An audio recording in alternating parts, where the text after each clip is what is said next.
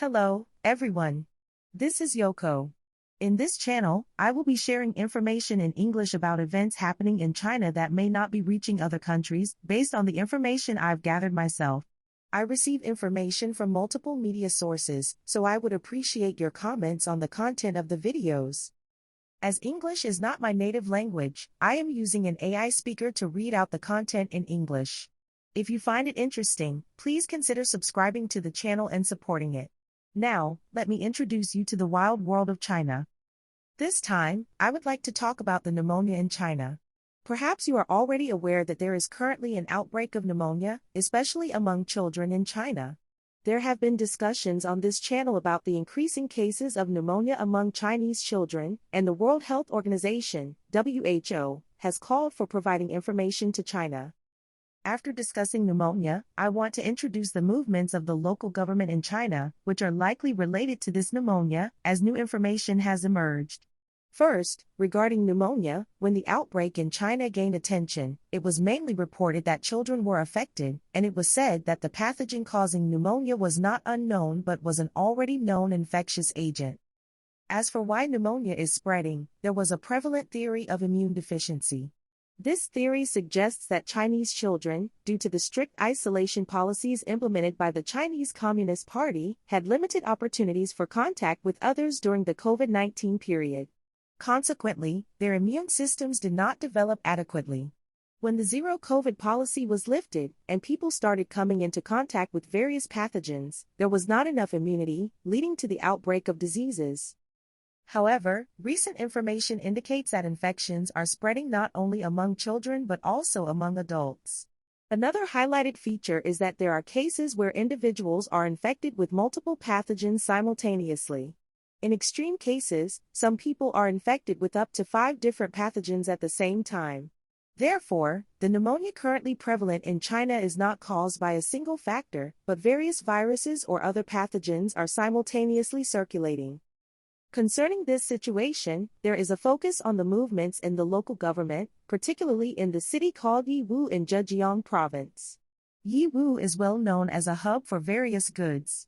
On December 1st, the local government called on households to stockpile more than 10 days' worth of food. This call was not only for individual households but also for various units, such as corporations or groups, and even dining facilities, urging them to have a stockpile of more than 15 days. The local government has provided a reason for this call, stating that it is to save food, but some find this explanation questionable, as stockpiling food may not necessarily lead to savings. The exact intention of the local government in advising food stockpiling remains unclear, but it is speculated that it might be related to the potential spread of the disease. Some suggest that food stockpiling may be a preparation for possible isolation policies similar to those during the COVID-19 period. In summary, it is believed that the local government is preparing for the possibility of the disease spreading widely, similar to the COVID-19 situation. By the way, as of now, the cause of the prevalent illness is not unknown. In Japanese, there are articles suggesting that Mycoplasma pneumonia is spreading in relation to China's pneumonia. However, in Chinese, various viruses' names are mentioned, so it's not a situation where the cause of the unknown illness is spreading. For now, it's still unclear, but officially, it seems to be caused by existing pathogens, though being infected by a known pathogen doesn't necessarily mean everything is fine.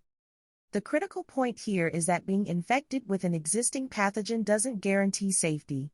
First, when the number of patients is too high, medical resources may be insufficient, leading to inadequate treatment. Second, the speed of infection is fast, and even if the cause is known, it might be challenging to stop the spread. Therefore, in the future, as pneumonia caused by various pathogens spreads in China, it's possible that each region's local government will start implementing its own measures. In fact, during the time of COVID-19, similar cases occurred. Measures such as restricting transportation or limiting the movement of residents to prevent the spread in one's own town might be initiated. What this means is that it could lead to economic stagnation, similar to what happened during COVID-19. In urban areas in China, people mostly live in apartment buildings within a single section. During the COVID-19 period, if even one person in a section was infected, everyone would be isolated or subjected to movement restrictions. Essentially, it involved isolating one section to prevent the spread outside. The same kind of approach might be considered this time as well. By the way, the call for a 10-day stockpile aligns with the duration of such isolation. If someone is infected, there could be movement restrictions for 10 days, and having food for that period might be the preparation. This is suspected to resemble the situation during COVID-19. Residents in Yiwu and people in other areas might be affected if strict isolation policies start in Yiwu.